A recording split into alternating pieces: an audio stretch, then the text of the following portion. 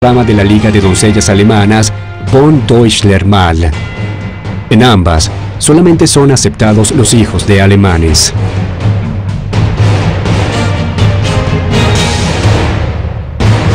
Al dejar la juventud hitlerista, los jóvenes más brillantes pueden continuar su carrera en las escuelas de liderazgo SS en Alemania o en la Escuela del Reich para marinos y alemanes de ultramar en Altona. Inclusive, muchos de estos jóvenes viajan a Alemania al estallar la guerra para combatir a todo o nada en defensa de Hitler.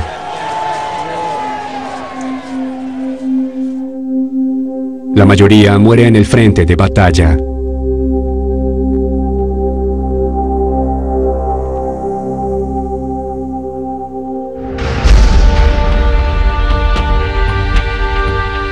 En 1938, solo el 1% de las escuelas de las colonias germanas se manifiesta independiente.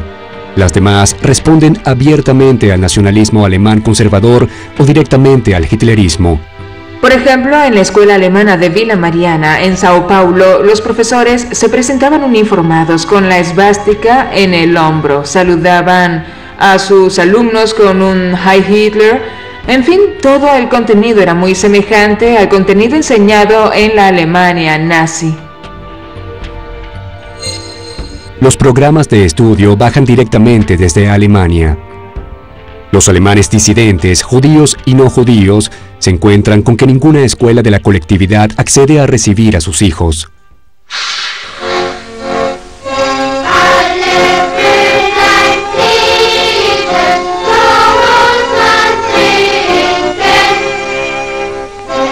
Los alumnos ya no saben cantar los himnos nacionales, pero sí saben a la perfección las canciones del nazismo. Inclusive el material didáctico, las canciones, por ejemplo, llegué a ver un libro de canciones con las mismas canciones, Das Horst-Wessel-Lied, que es una gran canción, muy popular en aquella época y era enseñada también a la juventud alemana en Brasil.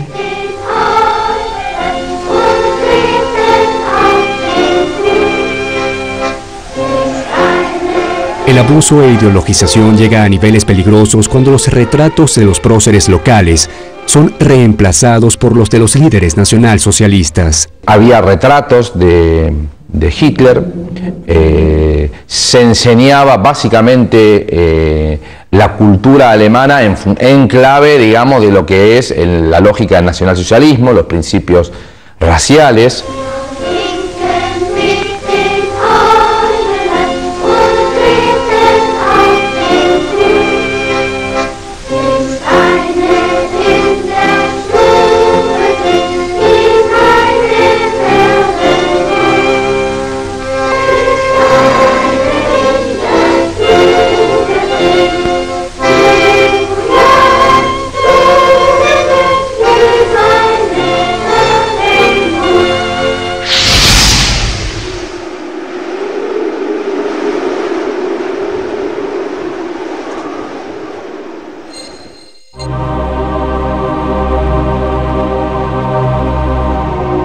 A los estamentos oficiales comienzan a llegar rumores. Se dice que en los colegios alemanes se hace burla de la educación cívica y se fomenta el desprecio por el no ario. Los hijos de judíos son discriminados y expulsados. Se excluía ahí a los alumnos judíos y se excluía también a todos los alumnos que fueran contrarios al nacionalsocialismo. Los gobiernos comienzan a tomar medidas para contrarrestar la infiltración, pero sin demasiados resultados. La comunidad alemana pronazi se siente fuerte y se cierra sobre sí misma. En algunos colegios llegan a colgar retratos en doble faz. De un lado están los héroes del nazismo, al reverso, los próceres locales.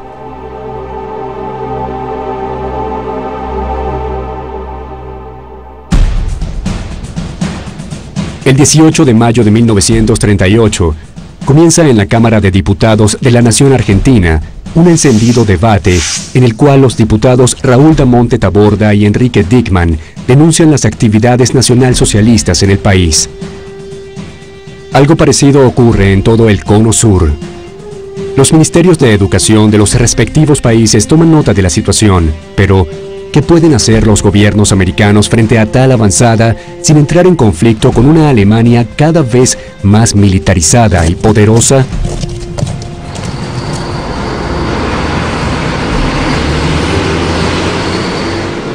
Por lo pronto, se exige que se haga énfasis en los símbolos y el festejo de los feriados nacionales.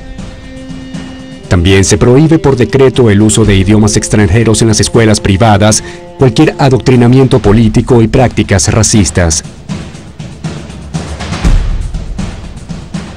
Esto trae problemas a todas las colectividades. Judíos, italianos, japoneses, ingleses se sienten obligados compulsivamente a abandonar sus tradiciones y el cultivo del idioma de sus ancestros. La oleada de protestas genera cierta confusión, haciendo que el papel de los agentes nazis se mezcle entre los reclamos. Los docentes de Hitler retroceden alegando ser víctimas de la censura. Pueden hacerlo. La primera fase del plan está cumplida. Cuando una ideología logra oprimir a ese grupo de los más jóvenes, a esas camadas más jóvenes, la gente lo considera cruel, pues eso va a marcar las vidas de esos niños para siempre.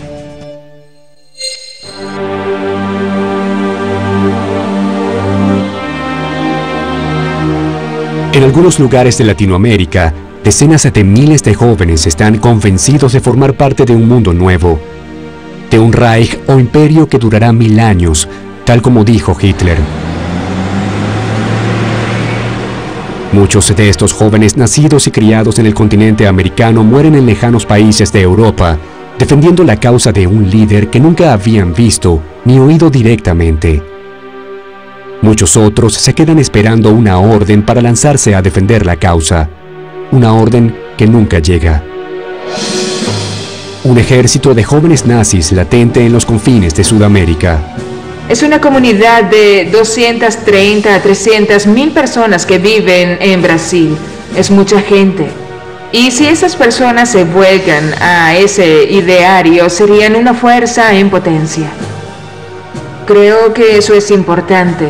Y se articulaba también con otros países, pues en la documentación aparecen esos puentes que hay entre las sedes de América Latina.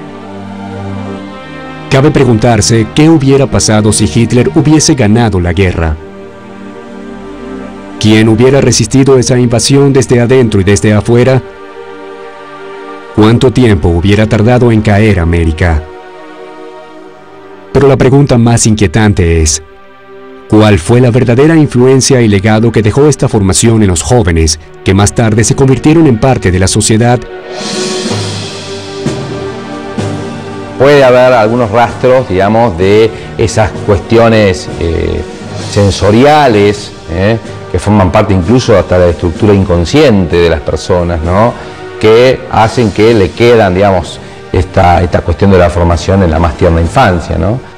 Con la fase 1 en marcha, el Tercer Reich comenzará a infiltrarse económicamente en las empresas y fundaciones alemanas para llevar a cabo la fase 2 del plan.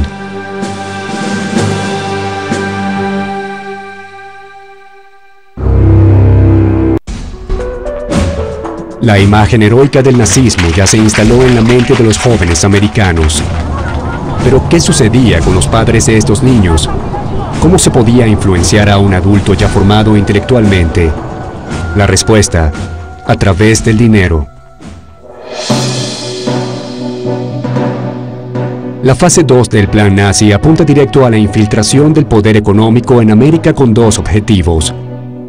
El primero, comprar voluntades y establecer zonas de control nazi en todo el continente.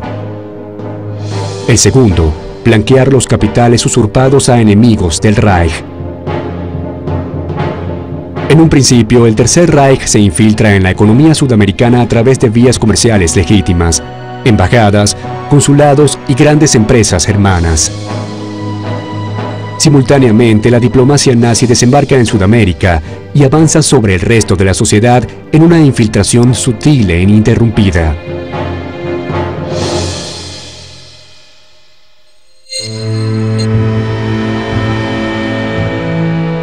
Así, por ejemplo, el embajador alemán en la Argentina, Edmund von Termann, se gana el respeto de las clases altas. Bueno, von Thurman lo que intenta es justamente reclutar apoyos para la acción de Alemania en el exterior, ¿no? A través de contactos un poco más discretos, un poco más sutiles, con la élite económica local y la élite económica que ya existe de la colectividad alemana. Gracias a su influencia, von Thurman logra convertir instituciones cerradas y tradicionalistas en centros de captación y dispensa de favores nazis, como el caso del Club Hípico Alemán. El Club Hípico Alemán sirvió de base para lo que llamaba la SS montada. La compra de armamentos por parte de las Fuerzas Armadas da lugar a extrañas comisiones que los militares latinoamericanos aprenden a recibir con discreción.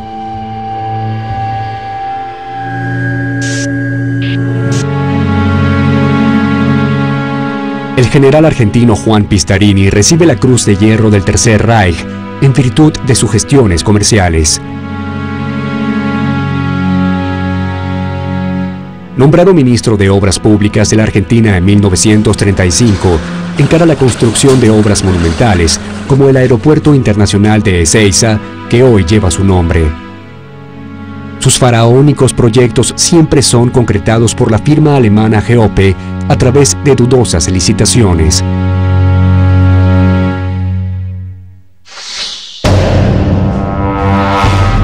Pero no es solo la Argentina el beneficiario de todas estas atenciones. En Brasil, a finales de la década del 30, el presidente Getúlio Vargas envía a su hijo, Lutero Vargas, a estudiar a Alemania, de donde regresa casado con una miembro del partido nazi, Ingeborg Tenhaeff, con quien tiene una hija a quien nombran Cándida. Ella era secretaria de uno de los grandes de allí, no sé si era de Göring. Apareció en los diarios de Sao Paulo por otro asunto. Se casó con una alemana y la trajo. Ella quedó medio escondida en Río de Janeiro y tuvo una hija. Vargas percibe al nazismo como un valioso aliado en la lucha anticomunista y por lo pronto Alemania es el segundo país en el caudal del comercio exterior brasileño. Se percibe principalmente en 1935, un momento en que aquí en Brasil hubo una represión bastante intensa contra los comunistas. Encontramos en varios momentos, en manifestaciones públicas, en entrevistas a la prensa, donde Vargas declara públicamente una cierta exaltación a Alemania como una nación moderna. Un paradigma de nación que debe ser imitado. Las alianzas económicas muy pronto dan paso a las alianzas políticas. De hecho, el gobierno brasileño decide enviar a su élite policial a Alemania para que sean entrenados por la propia Gestapo. Lutero llegó a enviarle a Getúlio Vargas en Río de Janeiro el reglamento y las normas de una escuela de educación física, que en ese momento aparece como un incentivo a la formación de un hombre brasilero blanco, de ojos azules, según el modelo del ario puro alemán.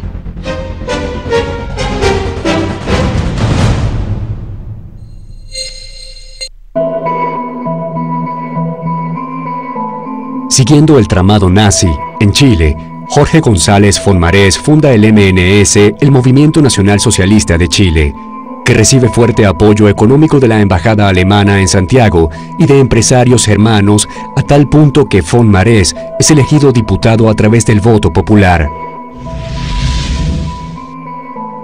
El MNS se alinea de manera categórica con el Tercer Reich en su política racista y antisemita. El ejército de Chile es adiestrado y entrenado por los alemanes prusianos, y todo su equipamiento proviene del enorme consorcio Krupp, el motor de la industria armamentística de Hitler. Que las democracias hablen de libertad. No hay libertad aquí. No hay sindicatos. No hay sobretiempo. El Führer les dice dónde trabajar, cuándo trabajar, por cuánto tiempo trabajar y cuánto vale nuestro trabajo. Forjen el club de sangre y hierro. Tenemos una misión sagrada. Hoy gobernamos Alemania, mañana el mundo entero.